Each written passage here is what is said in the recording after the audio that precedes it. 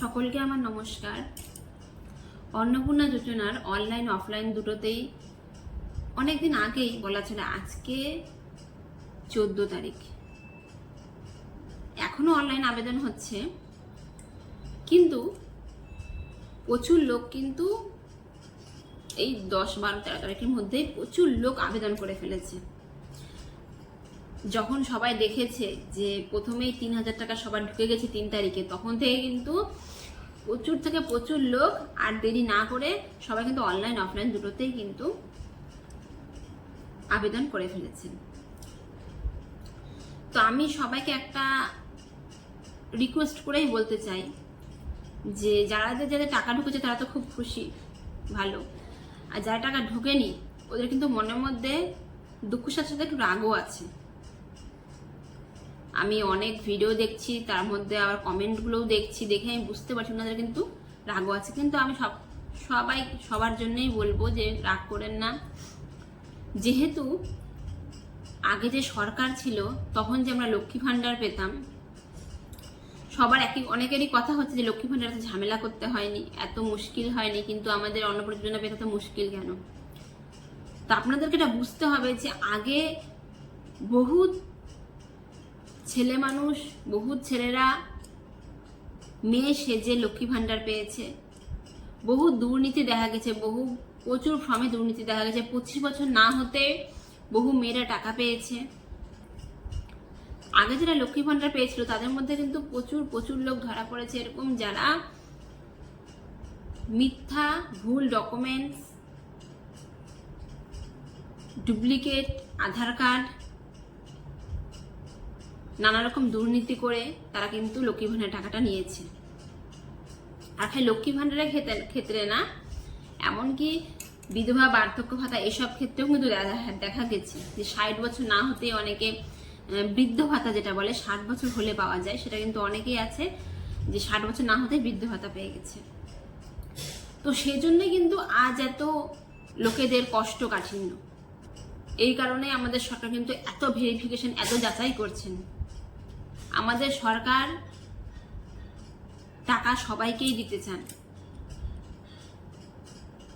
তাই বলে যারা দুর্নীতি করছে বা যারা মিথ্যাচার ফেলছে বা যারা নিয়ম শৃঙ্খলা ভেঙে সরকার টাকা পেতে যাচ্ছে, তাদের জন্যই কিন্তু আজ সরকার সকলের ডকুমেন্টসকে এত ভেরিফাই করে কিন্তু আমাদের টাকাটা দিচ্ছেন। তো আমিও বলবো এটা করা উচিত। এই কারণে দেখো, আমি সত্যিটাই বলছি, যেহেতু আমারও কিন্তু টাকা ঢোকেনি, তোমরা আমার ভিডিও দেখলে বুঝতে পারবে, তা কিন্তু আমারও ঢোকেনি, কিন্তু তবু আমি হতাশ হইনি।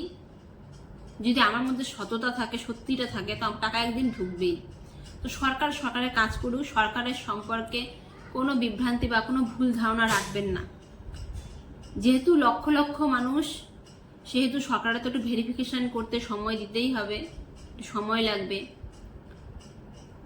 আগে তো প্রচুর লোক দুর্নীতি করতে পেরেছে, কিন্তু এখন সেটা তারা পারবে না। সেই জন্যই কিন্তু আজ সরকারের এই কাগজপত্র, অনলাইনের ফর্ম হোক বা অফলাইনের ফর্মই হোক, ভেরিফিকেশন যাচাই করেই সরকার আমাদের অ্যাকাউন্টে টাকাটা দিচ্ছে। তো এতে আমি সরকারের সাপোর্ট করি যে সরকার এভাবেই আমাদের ডকুমেন্টস, আমাদের সত্যটা যাচাই করে আমাদেরকে অন্নপূর্ণা যোজনার সুযোগ দিন।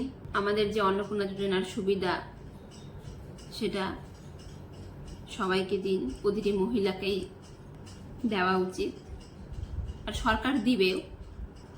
খালি একটু সময় লাগছে ডকুমেন্টসগুলো ভেরিফিকেশন করতে, যেহেতু লক্ষ লক্ষ মানুষের ফর্ম জমা করেছে।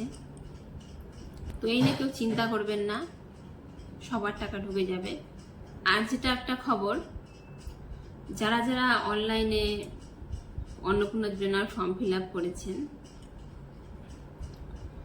তারা কিন্তু অনলাইনে ফর্ম ফিল আপ সবাই তো নিজের মোবাইল থেকে করেনি, কেউ অনেক কম্পিউটার অনলাইনের দোকান থেকেও করেছে। অনেকেই বুঝতে পারছে বা অনেকেই বুঝতে পারছে না। তো যাই হোক, তো অনেক ভিডিও এরকম দেওয়া আছে যে কিভাবে অনলাইনে ফর্ম ফিল আপটা হলো, সাবমিট হলো কি হলো না, সবকিছু ওকে আছে কিনা। তো যারা যারা বুঝতে পারছেন না বা অনলাইনের দোকানে গেলে অনেকেই করেছেন, কিন্তু একটা মনে ডাউট আছে যে আমার ফর্মটা সাবমিট হলো কি না। অনেক কম্পিউটারের দোকানে কিন্তু অনলাইনের দোকানে ওটা কিন্তু লাস্টের যেটা আপনাদের সাবমিট অ্যাপ্লিকেশন আইডি, সেটা কিন্তু প্রিন্ট আউট করে বের করে দিচ্ছে, কিন্তু যারা মোবাইলে করেছেন তাদের কিন্তু প্রিন্ট আউট হচ্ছে না। সেজন্য আপনারা কিন্তু সেটা স্ক্রিনশট করে রাখবেন। তো কম্পিউটারে করার পরও মানে অনলাইনের দোকানে কম্পিউটারে করার পরে যদি আপনারা স্যাটিসফাই না হন, তো আপনারা কিন্তু বাড়িতে বসেই সেই ফর্মটা আপনারা আধার নাম্বার, মোবাইল নাম্বার দিয়ে, ওটিপি দিয়ে কিন্তু একবার চেক করে নিতে পারেন নিজের মনের স্যাটিসফাইয়ের জন্য, যে দেখি আমার ফর্মটা সাবমিট আছে কিনা, সবকিছু ফর্মে ঠিকঠাক আছে কিনা। তো সেই কারণে চলুন আপনাদের দেখাই দিই আমি যে কিভাবে ফর্মটা আপনারা কোন ওয়েবসাইটে গেলে ফর্ম ফিল আপটা আপনারা কোন ওয়েবসাইটে গেলে আপনাদের ফর্মটাকে দেখতে পারবেন, আর ফর্মটা সাবমিট হয়েছে কিনা, সবকিছু ঠিকঠাক আছে কিনা দেখতে পারবেন।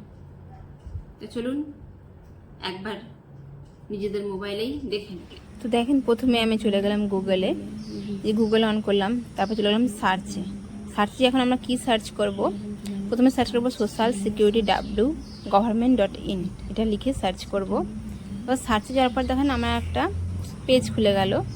এখানে অনেকগুলোই কিন্তু আছে, কিন্তু আপনারা কিন্তু ফার্স্টেতে ক্লিক করবেন ফ্যামিলি লেভেল ডাটা। সেখানে ক্লিক করলাম। ক্লিক করার পর দেখেন চলে আসলো গভর্নমেন্ট অফ ওয়েস্ট বেঙ্গল। হ্যাঁ, এখানে দুটো আছে বক্স, দেখেন একটা সিটিজেন ফ্যামিলি আছে, একটা ডিপার্টমেন্ট অফিসারে আছে। তো আপনারা কিন্তু নিচেরটা ক্লিক করবেন না, এটা অফিসারদের জন্য। উপরটা ক্লিক করবেন অ্যাক্সেস সিটিজেন পোর্টাল। তো এটাতে আপনাদের ক্লিক করতে হবে। এটাতে ক্লিক করলাম। ক্লিক করার পর দেখেন একটা পেজ খুলে গেল অ্যাপ্লিকেন্ট লগ ইন।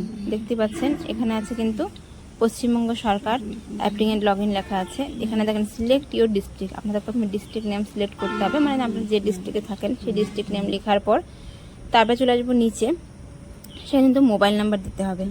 আর যেহেতু আমি কিন্তু একবার দেখে নিয়েছি মোবাইলে, সেজন্য কিন্তু আমার আর বারবার আসছে না। আপনারা কিন্তু একবারই দেখতে পারবেন, আর এটা কিন্তু ভালো করে কারেক্টভাবে দেখবেন। আর জানি না কেন আমার মোবাইলে একবারই দেখার কথা বলছে। তো দেখার পর আমি যে মোবাইল নাম্বার এখানে আছে, এখানে মোবাইল নাম্বারটা দিয়ে দেবেন। তারপরে চলে যাবে ওটিপি, আর সেই ওটিপি লেখার পর তারপর একটা ক্যাপচা থাকবে, সেই ক্যাপচা পূরণ করলে কিন্তু আপনাদের অ্যাপ্লিকেশন ফর্ম সাবমিট হয়েছে কিনা, ফর্মের সবকিছু ঠিকঠাক আছে কিনা দেখতে পারবেন। আরও নতুন নতুন আপডেট পেতে আমার চ্যানেলটিকে অবশ্যই সাবস্ক্রাইব করে দেবেন।